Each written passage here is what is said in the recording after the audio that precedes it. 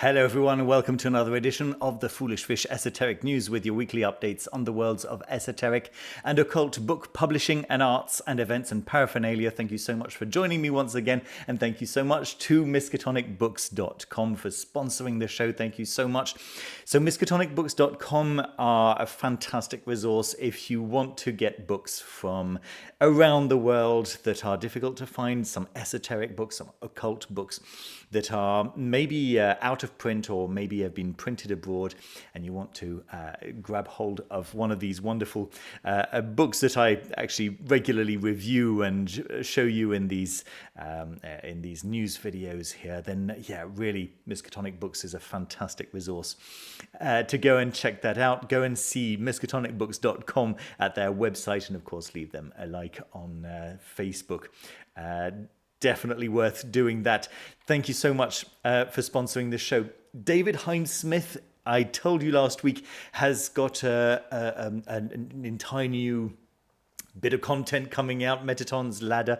So it's a book, and I was saying that the book wasn't out yet, but actually it seems that it in fact is out, and you can order it directly through David Hines-Smith's usual website, the32keys.com, and I'll leave links down to that down below, of course. It seems like it's a paperback, like the last few books that he's published have been these lovely paperbacks. And yeah, if we have a quick look over here and just increase the size a little bit, we can have a little look at the contents page, which looks pretty interesting to me. Let me just close that, and we can move to the next page and get a little idea of what the interior of this book is going to be like, and that it looks really good to me. Now there is a Zoom course, right? Metatron's Ladder Zoom course happening every Sunday from November 3rd to November 24th. And there are links for that, and I told you about that in a previous video, but this is just to say that the book is in fact out, folks, and you can go ahead and order that along with any other book that you might fancy. By the way, you know, his hardcovers are still available. Some of them are still available. Oh my goodness, Fountain of Wisdom, there's only 3 copies left. I would get on that. Yeah, he has no intention of republishing the majority of these books, right? I mean, the 32 Keys was particularly popular, and for good reason. Is probably, you know, like the most how to say, the most standalone and most accessible and most practical and most like it makes sense as the first one that you would want to buy, right? And it comes this lovely little deck of cards. But yes, seeing that volume 4, the Fountain of Wisdom, is no longer going to be available, that's yes, information that some of you may want to know about. Yeah, these have been out of stock. And by the way, you know, it says volume 1, volume 2, etc., etc. There's only a little information on the inside page pertaining to that. They are all standalone books. You know, you don't need to have the whole collection to enjoy the content of any individual one of David Hines-Smith's books. Okay, that's enough about David Hines-Smith. Yeah, very, very cool to know that Metatron's Ladder is now out. You might want to pick up the Book of Lamb Spring while you're there as well. Some sad news from Anathema Publishing and Shani Oates. So Tubelo's Forge, which everyone was really looking forward to, including everyone at Anathema, of course, and Shani Oates herself, naturally. It looks like it'll be delayed, right? So the plan is to publish it, but because of the financial issues that Anathema Publishing have experienced as a result of the Kickstarter having some surprises, right? We were talking a couple of weeks ago about the cost of sending all the books out, and I received my copy of Set Mystilam just a couple of days ago, folks. It's the artisanal edition. I can't wait to show you that properly in its own video. But and I can tell you, my goodness, it's worth every single bit of everything that went into that book, right? Nevertheless, Anathema Publishing have experienced a few money issues because sending the books cost a lot more than they were expecting. That was one thing. Secondly, producing the books cost exactly what they had planned for it to cost, but in pound sterling, not in Canadian dollars. And the Canadian dollar has shot right down, it's plummeted. And so it's in Canadian dollars, the price has increased enormously, to the point that they need to get their feet back on the ground, right? They need to as in find their feet and get their head above water before thinking about new publications. It makes sense, and yes, and unfortunately that means that this Tubelo's Forge, which was supposed to be the next upcoming publication, and it was supposed to be going up for pre-orders very soon. Unfortunately, that's going to take a little while before that can in fact happen. So it's indefinite for now, but there is still absolutely the plan to publish it. So I'll leave links to the actual Anathema Publishing newsletter, in which you can read the full explanation of what's going on and what you can expect and so on and so forth. So absolutely heartbreaking, but absolutely the right thing to do if it means that Anathema Publishing can survive and and move forward and eventually publish Tubelo's Forge. Then naturally we wish them all the very, very best. Good. All right. News from Troy Books, the White Magic book by Mrs. John Le Breton. This is being published in the usual special edition, hardback edition, and paperback edition. Let's see. I've got a book that I ordered. Oh my goodness! Back in spring, I guess. From Anathema Publishing. From Troy Books, from Troy Books. The Zadkiel's Dream book, something like that. I'd like to see that at some point, of course. Anyway, in the meantime, we've got some new announcements. The White Magic book, published initially in 1919, first explores the nature of magic and the power of the mind with its ability to shape reality in a world and time in which wonders of science, seen not long before as magic, had become reality. The book then reveals unto the reader a system of divination that can be mastered by anyone willing to engage the unseen forces that lie within every person. That sounds nice, right? The power of thought, will, and focused intent. The method is simple, as all wonderful things are simple, for there must be a method of arriving at any result, and if a simple one can be discovered, so much the better.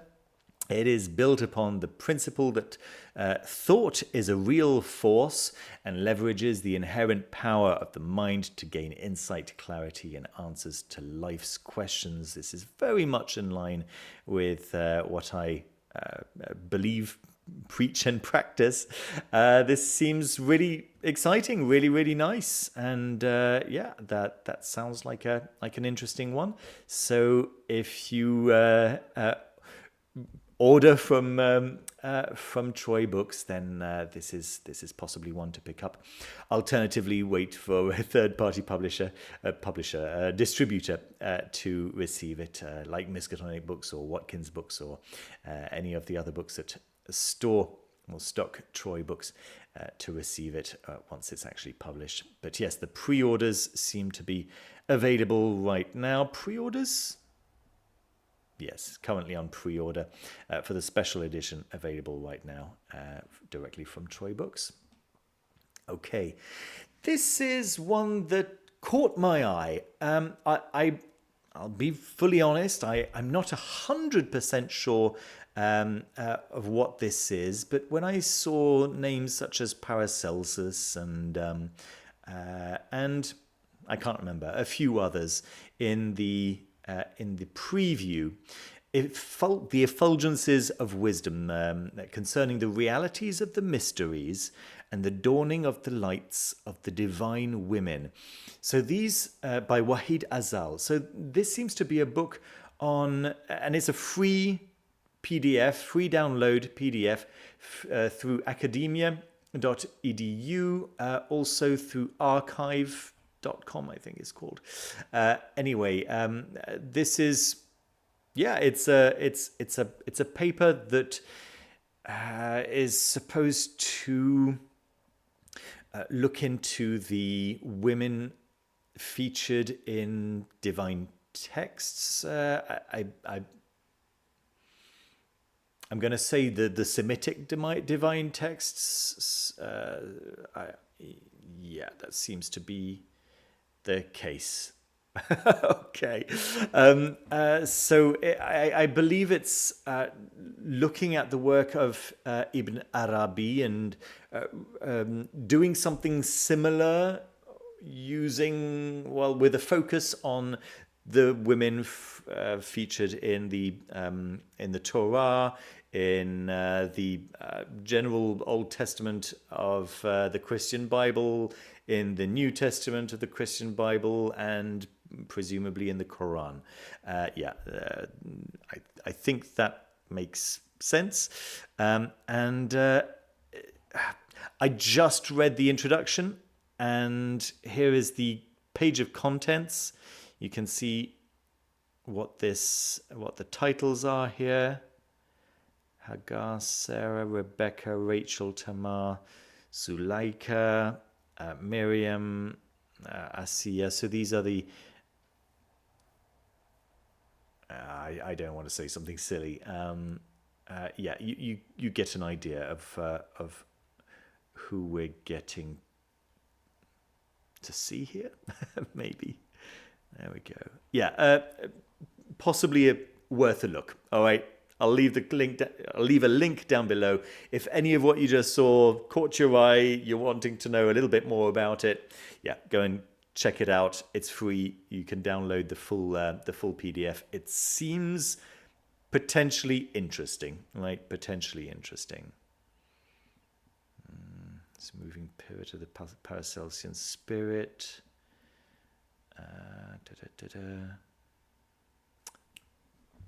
I'll leave it to you to check all that out. All right, folks, few books from Amazon. Please remember that if you can purchase your books from your local bookstores, please do. Nevertheless, there are links, Amazon associate links down in the description that kind of help me to sustain the channel.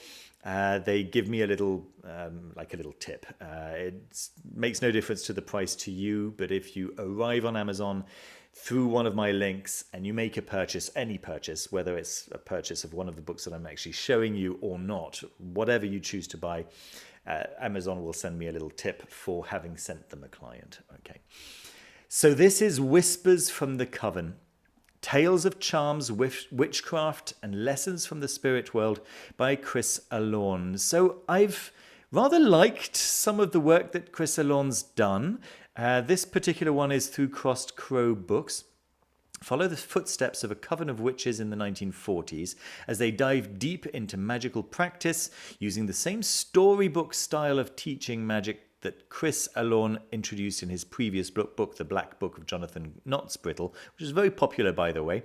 The reader will find an incredibly hands-on system of witchery designed to heighten their magical prowess and refine their skills in the art. So it seems to be fiction with workable magic woven into it so that you can read the story, and while you read the story, pick up on some tips and some practices that you can actually put to work yourself. Sounds quite interesting, sounds quite nice.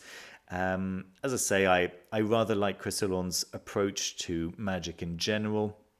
Each chapter is set up as a journal entry from a different member of the Coven, and through each entry, the reader is shown how to weave spells to bring protection, reveal the truth, or even re-enter a dream.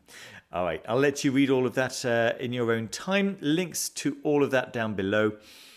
So that was released just a couple of days ago, October 8th. It's available as a paperback and as a Kindle edition. All right, reminder that the Moon and Serpent bumper book of magic is going to be published in just 5 days' time at the time of recording, 4 days' time when most of you are watching. I've ordered mine. I will receive it towards the end of the month because they have to send it over from wherever it's being published, I'm not sure, to Poland. And so I should receive mine around the 25th, they promise. Although, the Polish Amazon aren't particularly good at sending me my stuff. I ordered, for example, Joseph H. Peterson's Liber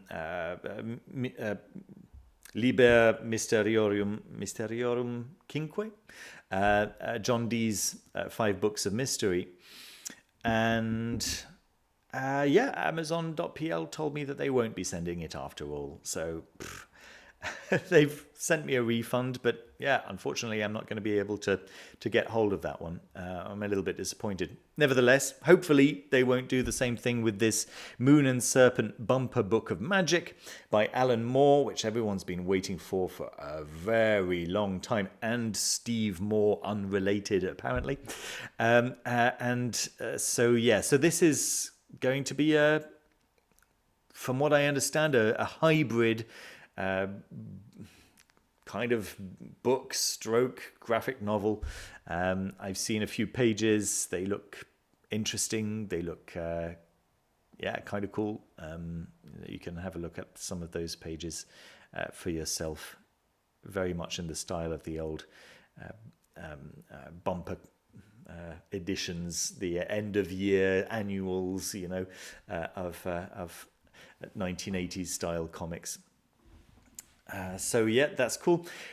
We've got is it 20th anniversary edition of Jonathan Strange and Mr. Norrell. I was looking at the Folio Society edition of this book that I don't have a copy of because I don't want the paperback and I don't want to spend $1,000 on a first edition hardcover.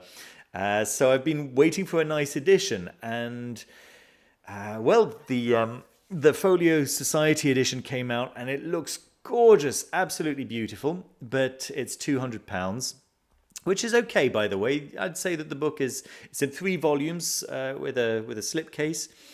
I'd say it's worth that money. I'd say it's worth that money. But they don't ship to Poland. So, okay, fine. I looked into other ways of getting it, but it adds another £150 onto the price. And I'm like, no, sorry. So I started looking around if there are any other options. And sure enough, there is, coming out on October 22nd. So just in 12 days' time, this 20th anniversary edition. And it's available. It's going to be available as a hardcover, as a paperback also. I'm guessing it's the same audiobook as it's always been and the same Kindle edition as it's always been, maybe with an updated cover. But look at this. Look how pretty this hardcover is. I think that between, £350 for me, right? £200 for anyone living in the UK who doesn't have to pay for the shipping.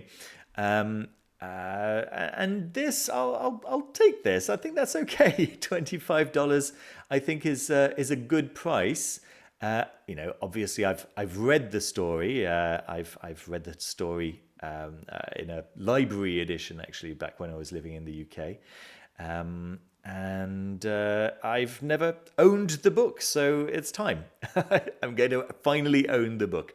So I've put in my order for that as well. I'm quite excited for that. What else? We've got a lovely new offering from from Sword and Scythe, Sword and Scythe, which I featured a couple of weeks ago. Well, I think it was Alison Tchaikovsky who drew my attention to this one on social media. Thank you so much, Alison, for sharing this. I was very interested to see this.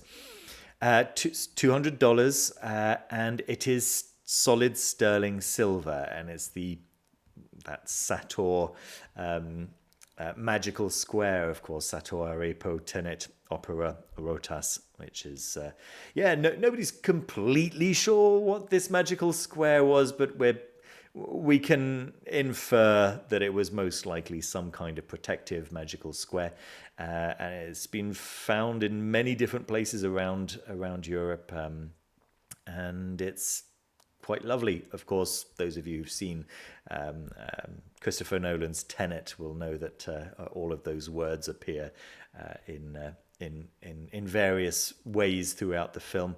But I just really think that the work that Sword and Scythe are doing it's nice, it's exciting, it's a little bit off the beaten path, and it's quite cool. So congratulations, keep going. Lots and lots of other works, of course. You can go and check out their talismans, their amulets, and other jewelry.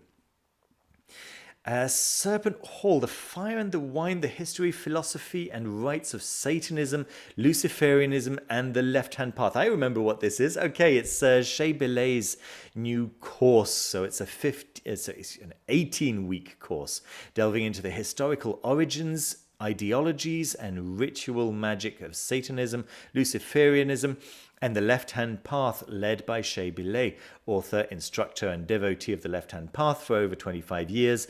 This course provides an in-depth and unparalleled journey into an entire domain of mystical praxis, oft misunderstood and hitherto granted an incomplete story. There aren't many Left-Hand Path practitioners that I trust to actually be following the Left-Hand Path, not just to be, cashing in with dark fluff. Shea Bilé's work is not dark fluff. He actually puts in the work. He actually knows what he's talking about, and it's kind of refreshing. So yes, The Fire and the Wine delivers a comprehensive and intimate exploration of the Left-Hand Path, a spiritual path forged upon a crucible of radical devotion, transgression, and freedom. By the end of this course, students will have a clear vision for pursuing their own path of spiritual evolution and apotheosis within the emancipatory spiritual and ideological framework of the Left-Hand Path, ignited by the purifying and empowering fires of the Black Flame. This Black Flame kind of bothers me. It pops up in so many places that I would really rather it didn't pop up. So whenever I see it, I kind of go, I don't like that at all. Just whatever. Do your due diligence. I as I say, I trust implicitly that Shea Bilé isn't one of those, may I say, but nevertheless, I tend to try to stay away from anything mentioning the so-called Black Flame. But those of you who may be interested, check it out. It's all there. And as I say, do your due diligence. Make sure it's nothing that it's not claiming. It's not clearly claiming to be, right. Whenever whatever Left-Hand Path course you might be taking, and not specifically this one, but all of them, right. Always do your due diligence. Okay, folks. Graeco-Egyptian. Egyptiaca, okay. Lecture by Christopher A. Faraone, the transfer of circular designs and Egyptian images from magical gems to late antique thunderstones. So you may recognize that name, Faraone, from the Greek and Egyptian magical formularies, which is the new translation of the Graeco-Egyptian magical papyri, right? Very, very cool new translation. This is volume 1 that I've just shown you, and we're hoping that we might this time get a volume 2, as opposed to to Betts's translation, which of course is classic and everyone loves it and everyone has it, but that volume 2 never got made. So yeah, hopefully this one will get made. But I'm digressing here. This is an actual lecture by him, specifically about those images from magical gems and late antique thunderstones. It looks very interesting indeed, and it's free, folks. It's free, so reserve your spot through Eventbrite. I'll leave the link down below, of course. Have a little read of what that's all about. If you're interested in the PGM, if you're interested in the magic of late antiquity, which is really, the core of what you might call Western magic, the origin of it, at least at the origin of it. This is going to be fun. This is going to be interesting. So yeah, I'll go and read the blurb, read what it's all about, and yeah, probably see you there. Okay. What else do we have? Mansions of Mysticism. Paris opens glittering home to Sufi art and beliefs. So you can probably tell I didn't go through all of the pages that I brought up today, featuring peacock-shaped padlocks and holographic Sufi master. A holographic Sufi master. A new museum explores the religion's influence on Western culture and leaves visitors wondering how the giant begging bowls were installed. So you get a few pictures of what this installation looks like, what this exhibition looks like. But yeah, if you happen to be in Paris or close to Paris right now and interested in Sufism, I think this could be of great interest to you. Even if you're not around Paris, have a quick read of the article. I think it could be an interesting one. Okay. And then my board game of the week is the Teenage Mutant Ninja Turtles Unmatched Adventures box, right? So Unmatched is really one of my favorite 1 versus 1 games. You can play with 4 players, but it's definitely most fun with 2 players. But in recent months, they've come out with this new adventures version of the game, which is cooperative, and you play with friends. And actually, the cooperative version of the game plays very well with 4.